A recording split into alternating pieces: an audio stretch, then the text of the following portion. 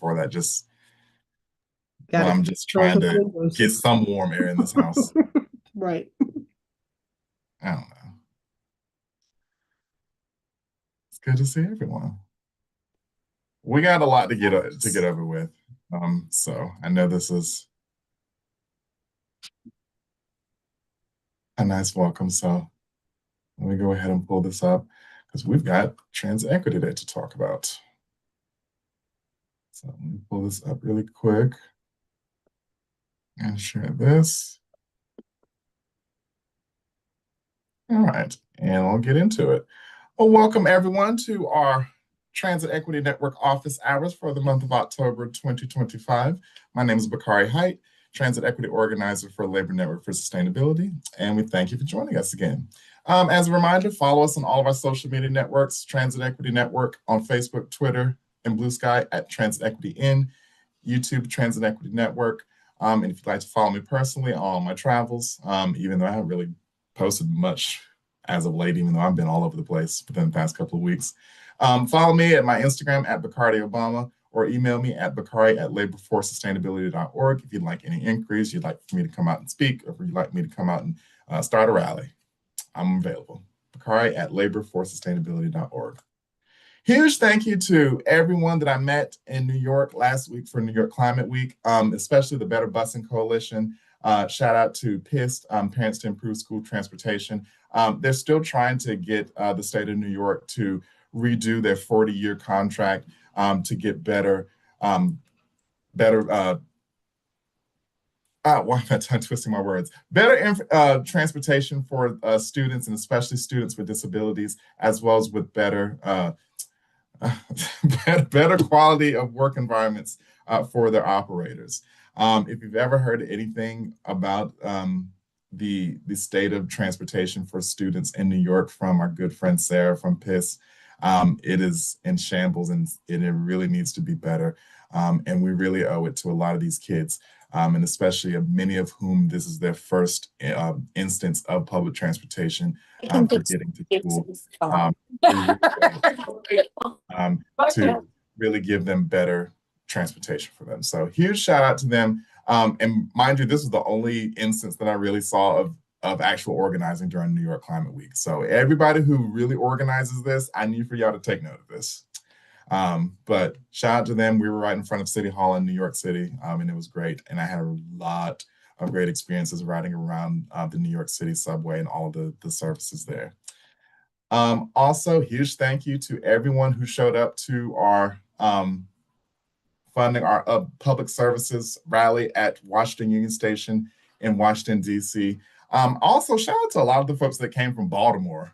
That was even more amazing that I met so many folks that I met previously at other events, but came and brought friends to come to our rally.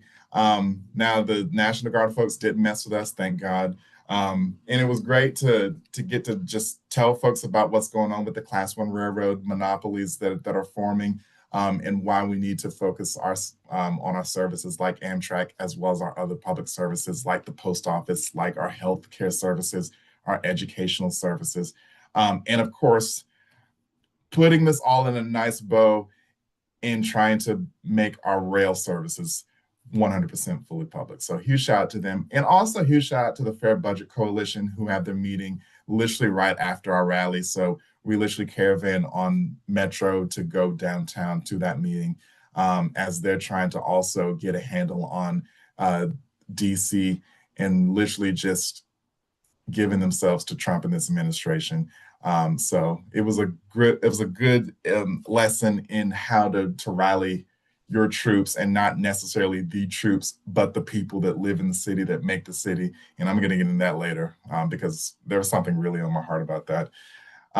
But it was great. It was great to hear about so many organizing for so many things, as far as affordable housing, as far as houselessness, as far as working with unions.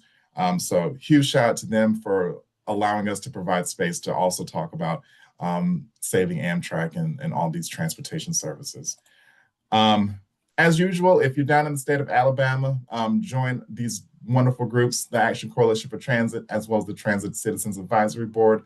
at alabamaact.org.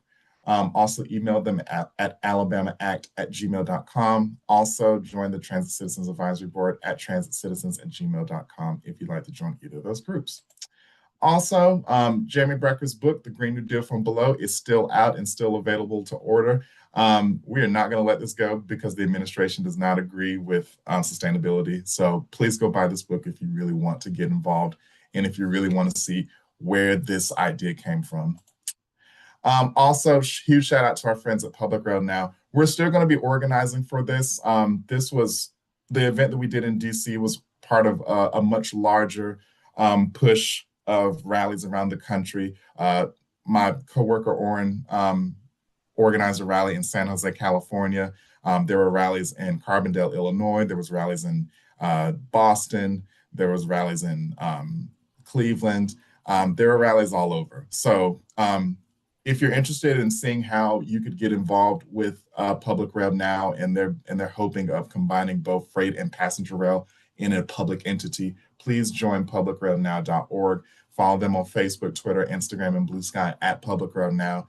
They're an amazing group of people, and it's been a pleasure to continue to work with them. If you're going to be at the REAMP Transportation Summit in October, Adam Barrington, who's one of the lead organizers, will be there. And I'll actually be speaking on a panel to talk about labor and how we bring labor into the transportation sphere. So he'll definitely be, I'm sure he'll definitely have a lot of words to say about that. So, but definitely join them. If you do have an Amtrak station in your city and you'd like more amenities as well as more service to it, I would definitely join this group. They seem to have the pulse on a lot of this. So this is a really great look. Also, we kicked off our Labor and Transit Committee on Friday, September 19th. Shout out to Karen. Karen was on the call, as well as to the others that were joining on the call. We're going to continue to do that every month so that we can bring more labor unions and more unionized labor into the Transit Equity Network. So if you know anyone who's in a labor union related to transportation, tell them to join our committee. Just tell them to send me an email and we can get them into our next meeting. Now, I'll stop sharing my screen because we have to talk about Transit Equity Day. But before I do that, are there any questions or comments on anything I just reported?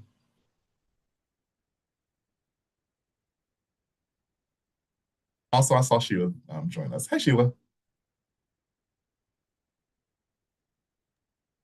Hey, Hey, Sheila. hey, how you doing? I just heard my name. We just had our monthly meeting. We have our coalition meeting the first Friday, but thank you, Bakari. I am here with some other, look, trying to make them leave. They won't leave. They won't leave. They won't leave. But Hey, y'all. we're finishing up lunch here, but I did want to jump on. I heard my name. That's all I can say. I heard my name. Oh, no, you're fine. We were just saying hello. Oh, We just okay. exchanging Hey. pleasantries. That's it. Wonderful, wonderful. Well, I'm glad everyone's here. We are on the precipice of Transit Equity Day season. Now, I don't have to send this presentation to you all. You all generally know what Transit Equity Day is. But for those who are watching, we are on the verge of getting into another season of this thing called Transit Equity Day. Now, if you don't know what it is, essentially just ask yourself, where's your closest transit stop? Now, you may know this, but if you don't know this, this is part of the reason for it. Public transportation is an asset, no matter where you are. You could be in a small town, you could be in a big city, it's an asset. A lot of people, usually you hear all these conversations talking about, oh, no one rides the bus, no one rides the train. But it couldn't be further from the truth. But the reason why this is important is just because public transportation is and always has been a huge point of reducing our energy consumptions and carbon dioxide that's emitted from all of these vehicles that you see driving along here. And it uses less energy and produces less pollution, excuse me. So it is one of the biggest solutions for climate change. And if we can get to points like this, which you see the train here, this is actually one of the many electrified lines for SEPTA's regional rail in the Philadelphia region. I wish we all could get to the point to where we could have electrified public transportation like this. That at one point when I think the first time I was in Philly, these trains came almost every 30 seconds. And I was just so enamored. And that really made me want to get more and more into public transportation because I was living in Atlanta at the time. We didn't have anything like that. Well, we had MARTA, but MARTA didn't run that often. So this is one of the solutions that we really want to bring, and we really want to bring to other cities that may not have this. And that's where we come in. The Transit Equity Network, which you all are a huge member of and a huge benefactor of, is this program that unites local grassroots organizers like yourselves and labor unions for rewriting these transit inequities throughout the country. We want to bring this labor climate movement to transportation because we really do feel that that is a major way to make moves within this country and in this society. Our work looks like things like this, these meetings where we can get together. I can hear about your organizing efforts, but we can also have panel discussions with folks who are in the industry to talk about where we can merge and where we can bring our forces together, but also bringing you all to these conferences like New York Climate Week. Now, I don't have much to say about New York Climate Week because there wasn't much positive that I really saw. It was just a lot of people talking. They're talking about, well, because these CO2 emissions, we switched to this. There was no action. There was no action other than us going and me being with the Better Busing Coalition and demanding that Mayor Eric Adams and everyone in the state of New York really do something for these kids because that's a now issue. But we want to get you all to a lot of these conferences and a lot of these doors that are closed, because that was another thing I saw with New York Climate Week. It was really exclusionary.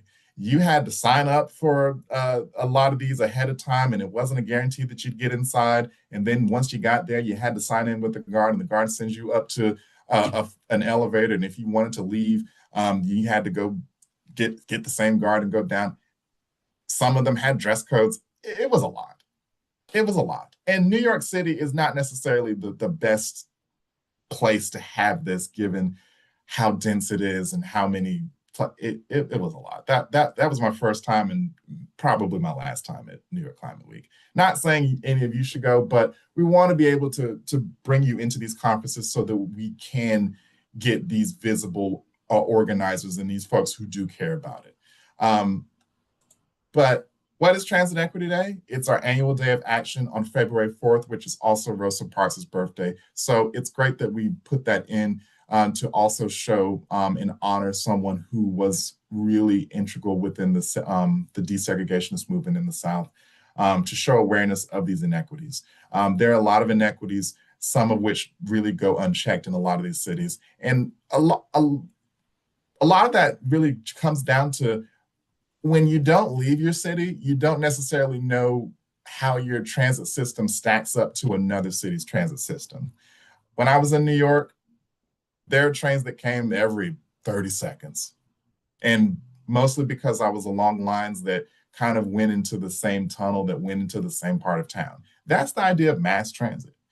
Many people going into the same direction. And New York was one of those places, like when I went to Bangalore earlier this year, that where you see that there's a lot of people in this world.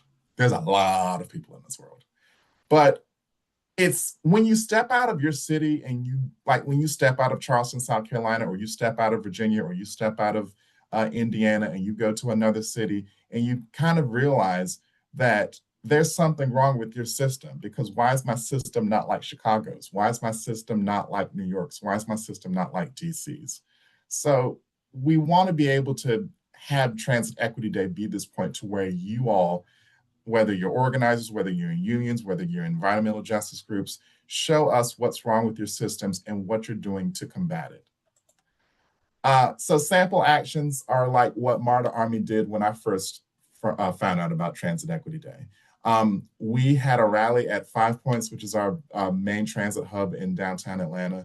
We brought a lot of our partners like iAccess Life, Partnership for Southern Equity, Sierra Club. brought them together to really urge MARTA to really do something about the inequities within the MARTA system in Atlanta. And we unveiled our new operation at the time. It was called Bus Stop Census. And essentially, it was an answer to that. We basically did a huge crowdsourcing.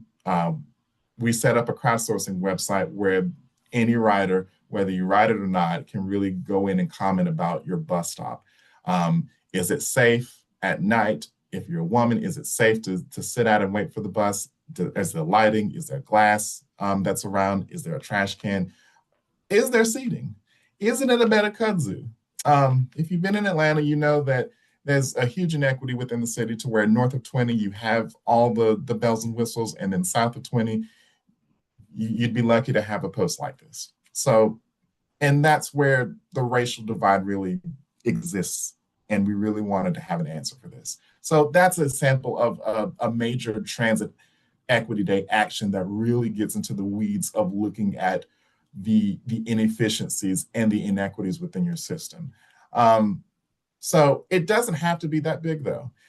You see a lot of these transit agencies take the time to reserve a seat on the bus for Rosa because that's what she did. It was defy the odds and basically go into a sit at a seat that she was not allowed to at the time. Or you could do like what William Hamilton and the folks down in South Carolina did and lead a pirate march to the beach and make it fun, make it enjoyable for folks to want to do it and have a fun spin on it. I put that picture in here all the time just because it's a huge departure from the norm of what a lot of these transit agencies that have the power, that have the staff do as small as this to something what someone like William Hamilton, an organizer, someone who cares deeply about public transit, does to bring folks from all walks of life to show you can get to the beach without driving. That's what we really do care about with Transit Equity Day. Now, how is this building the network? We're attracting so many different groups. We're attracting younger groups through our Transit Riders of the United States Together, or Trust. We're attracting labor unions like TWU, ATU, also other folks with power, with staff, and with the know-how how to organize. And we're also bringing together EJ groups like the NAACP, like Sierra Club, 350.org, Moving Forward Network, and a lot of these other groups that work on environmental justice issues. Because they have chapters all across the country. So it allows us to spread our word because they can spread their word through these different chapters, whether they be in the community, on a college campus, or wherever.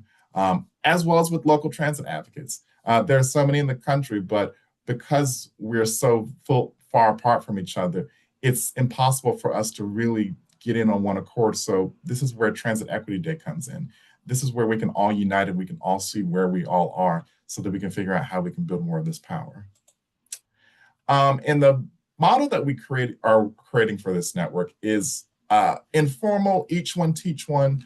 We want to be able to share this knowledge with each other. There's a lot of things that I know about public transit, but I may not know what's going on in your city. And that's where you all tell me what's going on and what you're doing as far as your organizing.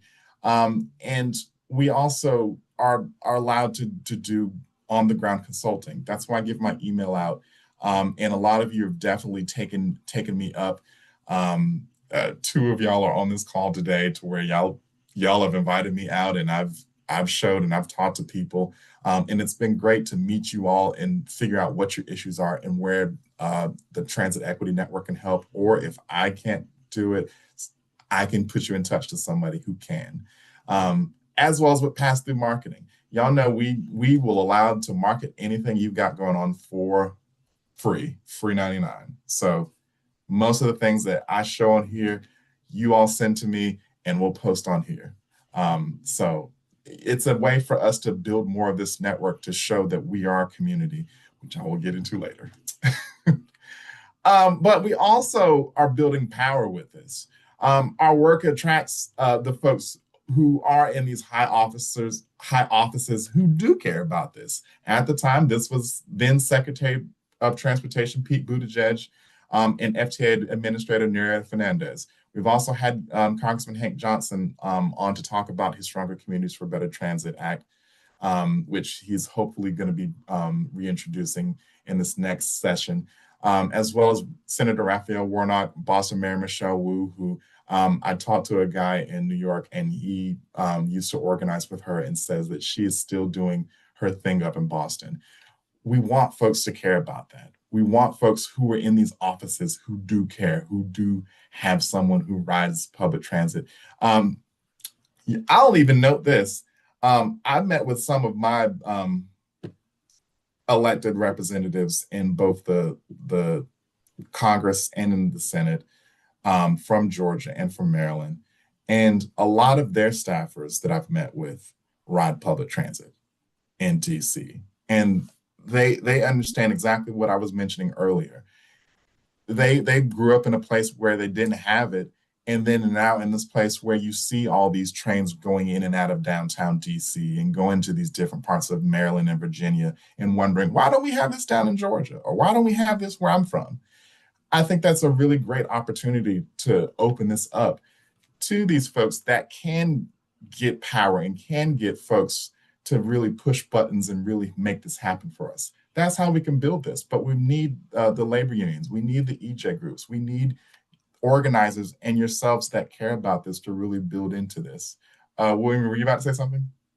I just thought I'd shout that I appreciated your visit back in May, and I hope we're able to show you some good stuff. And it really does mean a lot, particularly to the people I'm working with, when somebody from out of town comes and shares with them.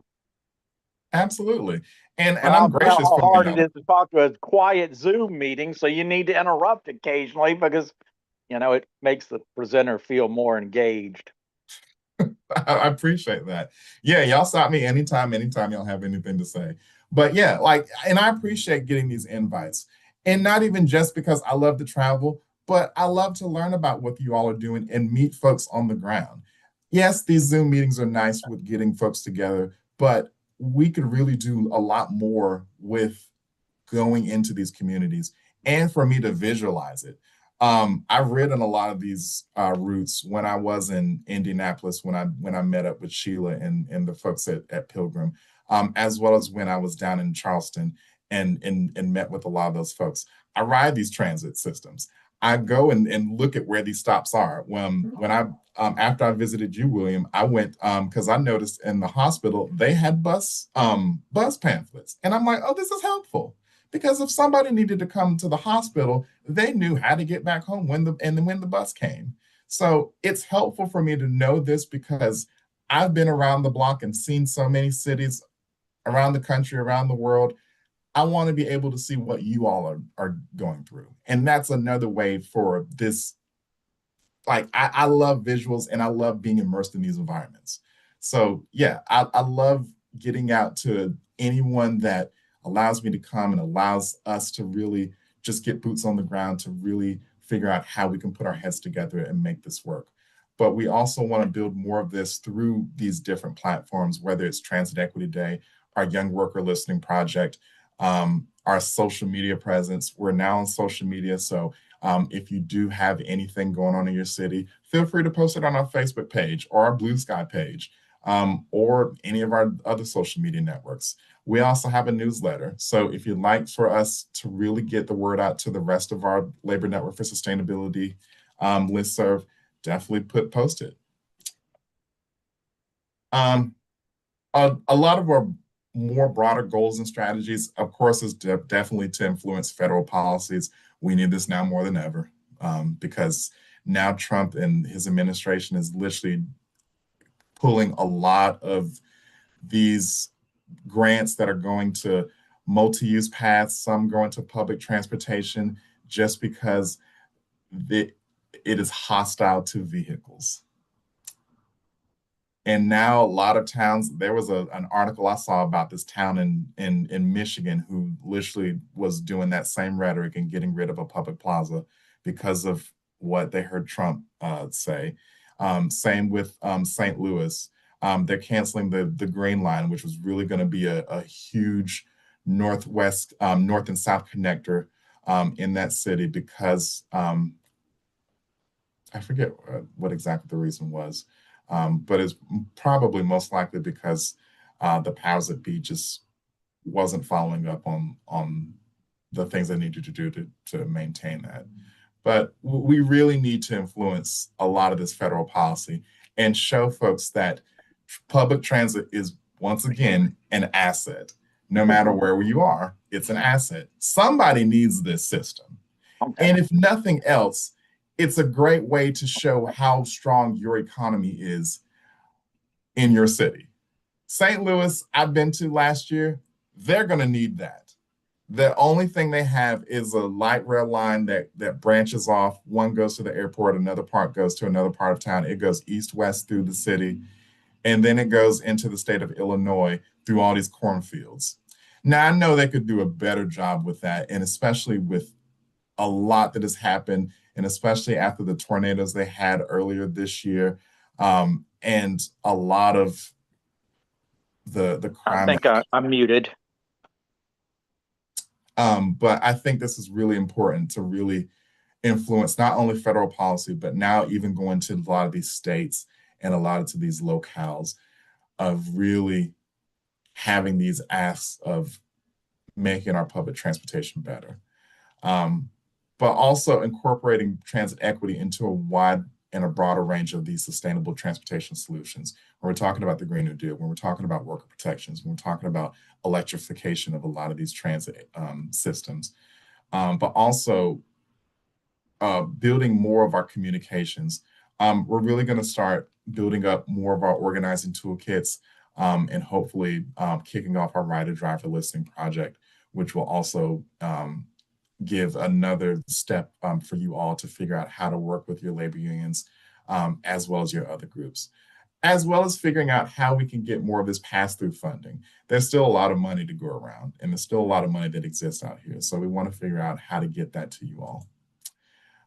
So we've successfully made our goal of creating our presence on social media.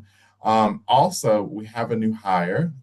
Shout out to Jana, who's one of our new folks working on comms.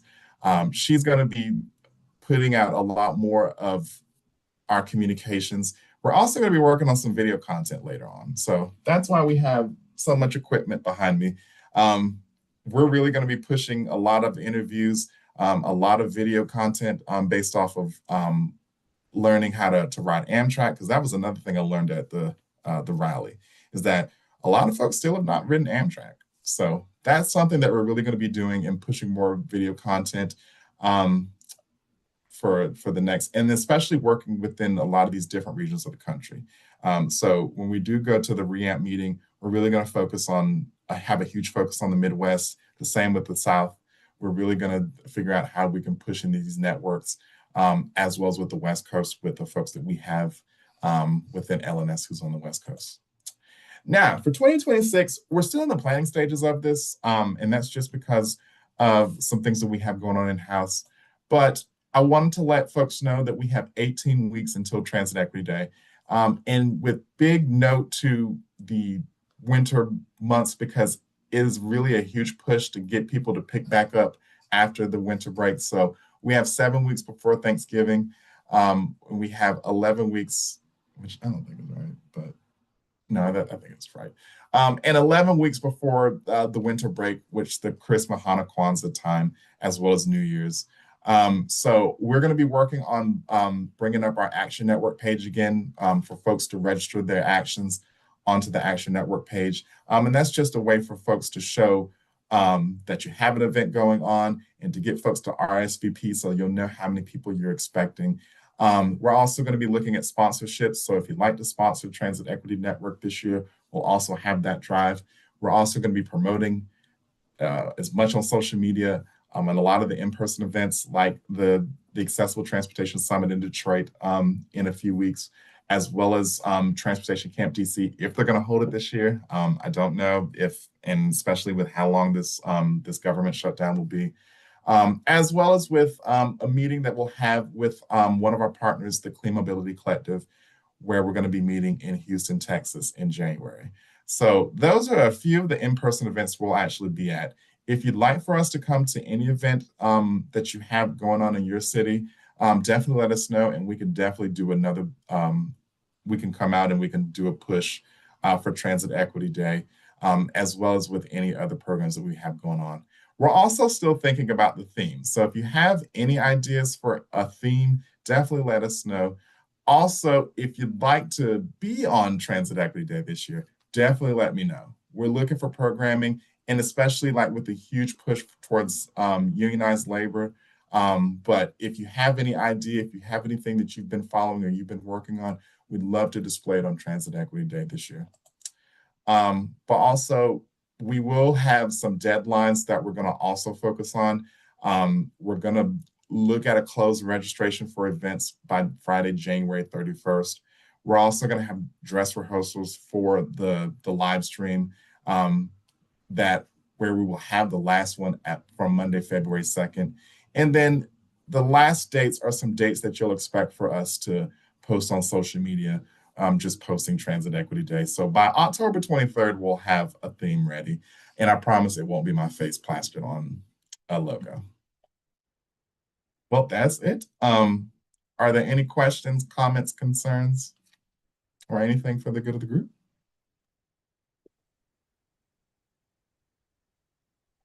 It's wonderful to see us standing up again. Sometimes routine and commitments are important when things are going crazy. And I think we can all acknowledge things are going crazy. And since I'm the oldest white guy in the room and a lawyer, I would love to man, white, splain, cisgender, tell you exactly how to solve all these crazy problems. That would be really sweet. And when I get it all figured out, I'll let you know. But we got to take care of our friends. Yes, and I do urge that to everyone. And like I said, I was going to point to something that was to deep in my heart earlier. Earlier, I got word that one of my favorite restaurants in Atlanta is closing this month. And that really made me sad. And like, that's why if you hear a lot of sadness in my voice, that's why. Like, I really love that restaurant. It's called Eats. It was on Ponce. It's right across the street from Ponce City Market. So it was a huge juxtaposition of the growing nature of the city of Atlanta, with a lot of everything being so brand new to like the old meat and threes of the 90s and everywhere of old Atlanta. I am really going to miss that place, but it was really a huge tell sign of who really runs the economy. And this is just a really huge ask. If you listen to nothing through the Transit Equity Network, if you listen to nothing from anyone that we've had present, anyone who's talked, please patronize your local businesses. You don't know whether they would be here today, gone tomorrow. And that was a local business that I had no problem anytime I came home that I wanted to go to. And you don't know what a lot of these businesses are going through. Just like with the Federal Unionist Network meeting in Baltimore a few weeks back, we found out at the meeting that it was owned by a Black woman who worked for the feds, who worked for a federal agency.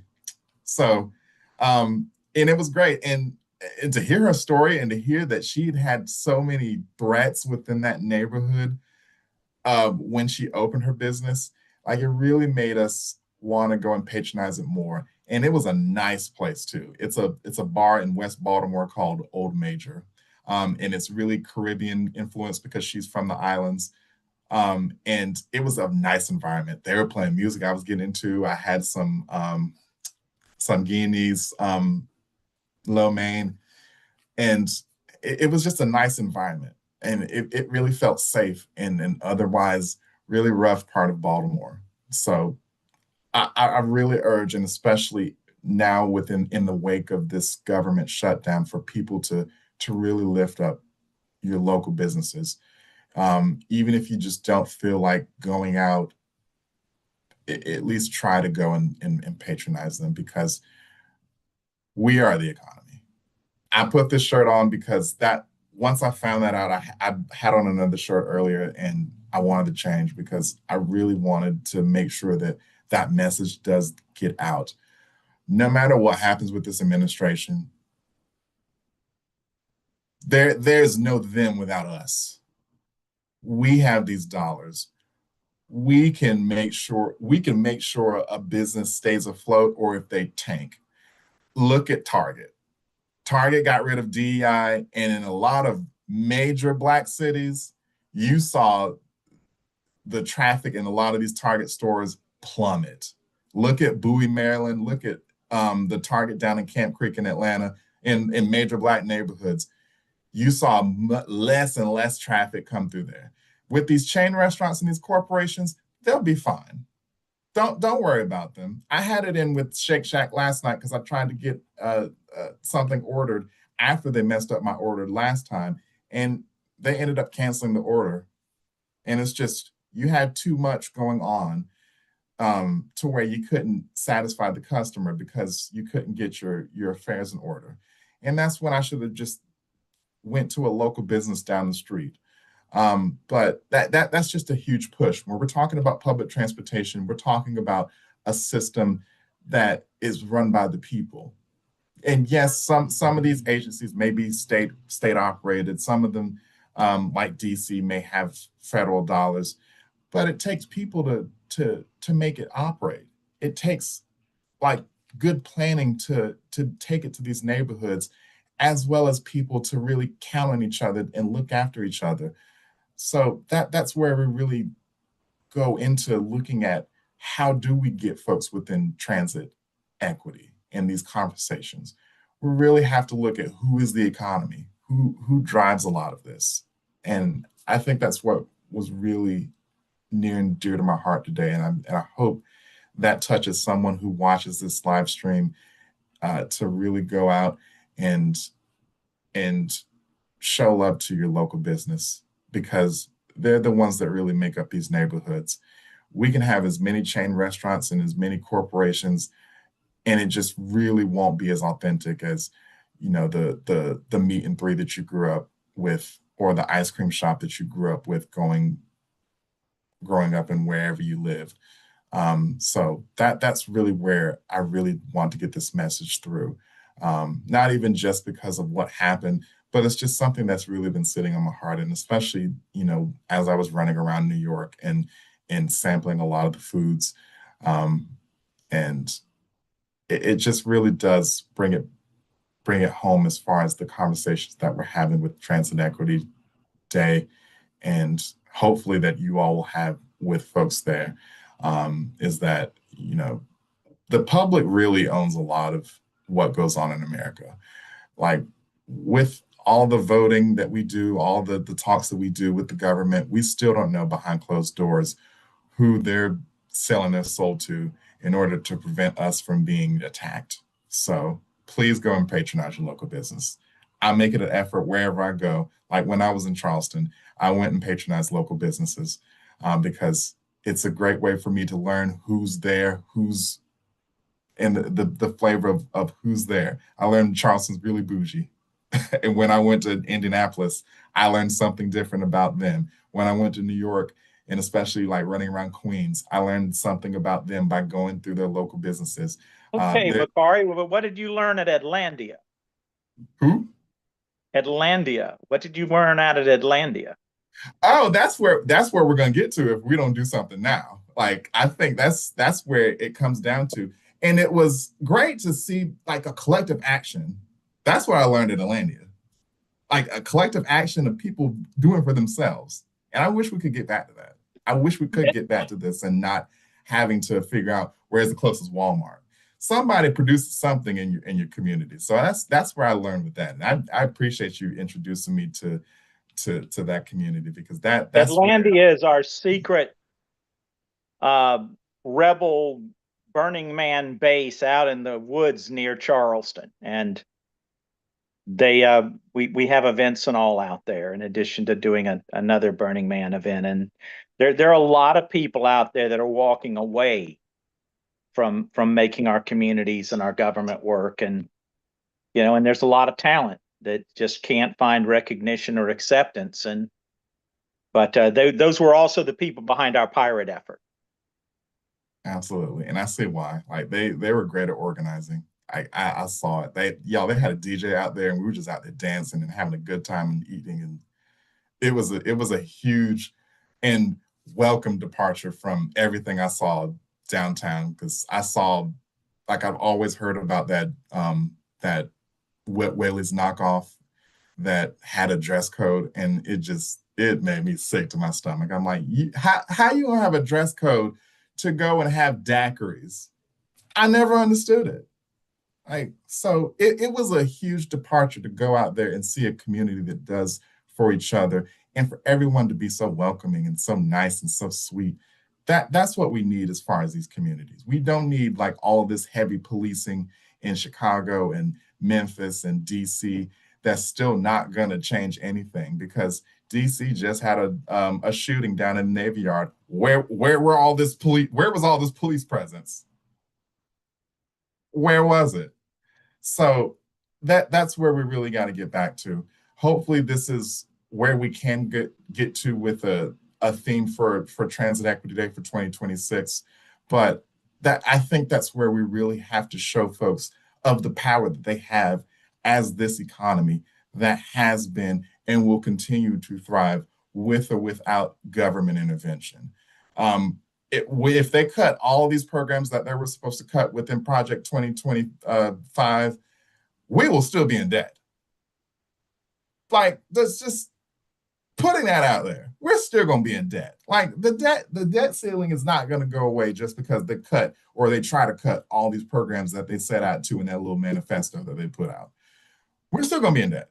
So I hope that, and especially if you're listening from Chicago, if you're listening from Memphis or anywhere where this man is trying to take over the city, we're here. We hear you. Let us know if there's anything that we could do to get this message across to folks to try to rise up against these people, because what's happening is insane. It's inhumane, because they're locking people up. ICE is locking people up in Chicago who are citizens of this country. And we're now seeing it live because everybody has a phone. So hopefully we can get to a place to where we can bring in people who have an army behind them to organize. I brought it up so many times when I was in New York Climate Week about the Brotherhood of Locomotive Engineer and Trainmen, about how they went on strike in May in New Jersey, and how that 600-mile rail system in New Jersey stopped until they got what they wanted. We need to make sure that happens in all these other cities, that we can have this army to come and stand up against this tyranny of a lot of this government that's just really going haywire. So I'll step off my soapbox for that, and see if anyone has anything to report from their communities or any other thing to discuss.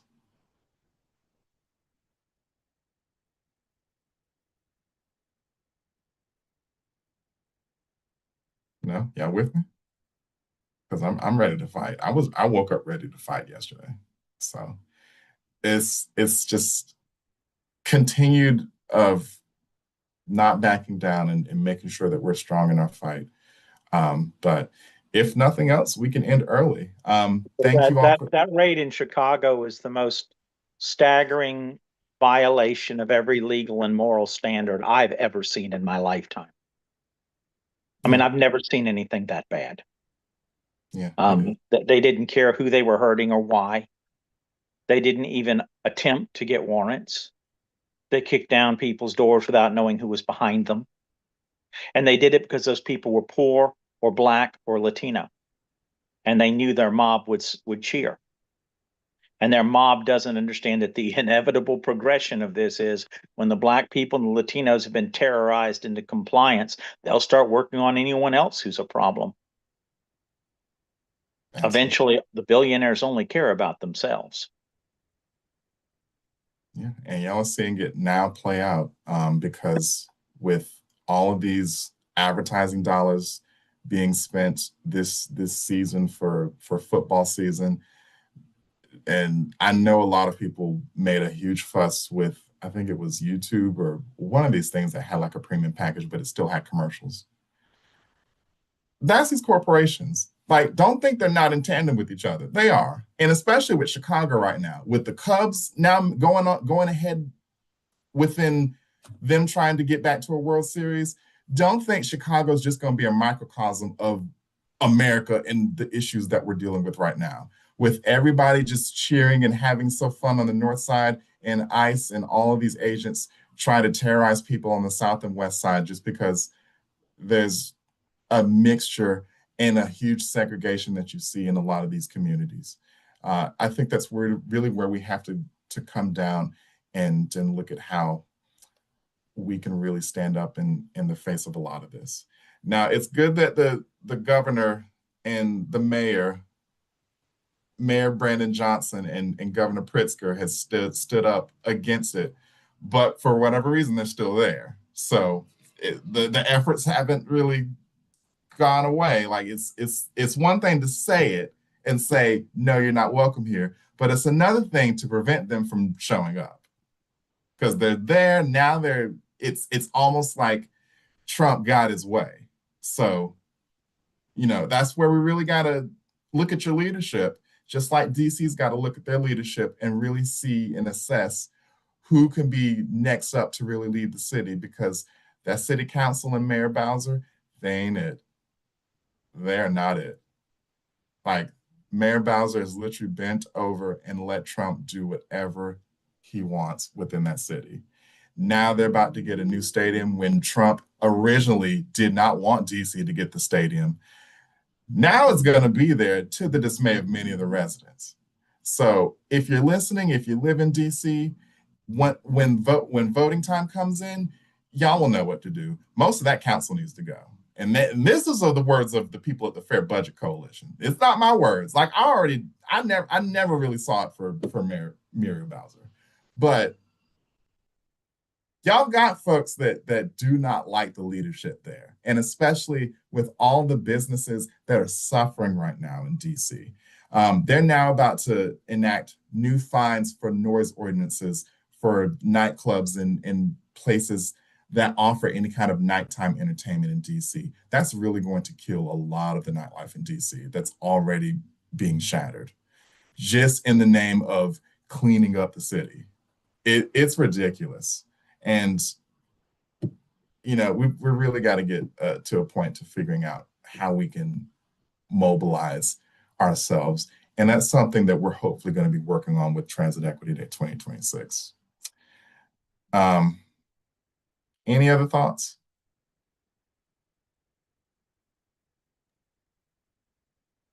Good to be with my friends. Absolutely. Well, with that, we can end early. As always, follow us on all of our social media networks. I'll post them again here. Also, share your thoughts. I know I'm not the only one with these thoughts. I know y'all have a lot of thoughts. So please share it with us on our social media networks. Tag us, tag anyone else that you think should be in this conversation, because we got to mobilize.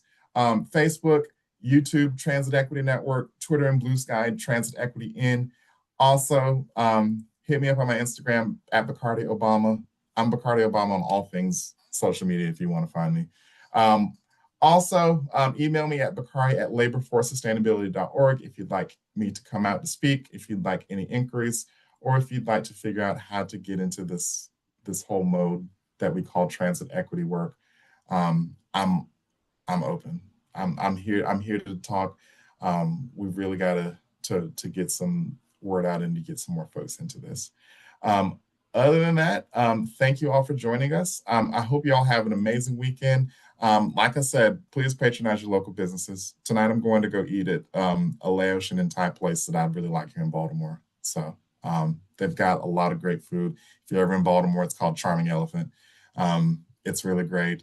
I'm also about to go to this halal cart that is over by Johns Hopkins. That's Black owned. So yeah, but thank you all for joining us. Have a great weekend, and I'll see you soon. Take care. Great to see everyone. Y'all have a good one.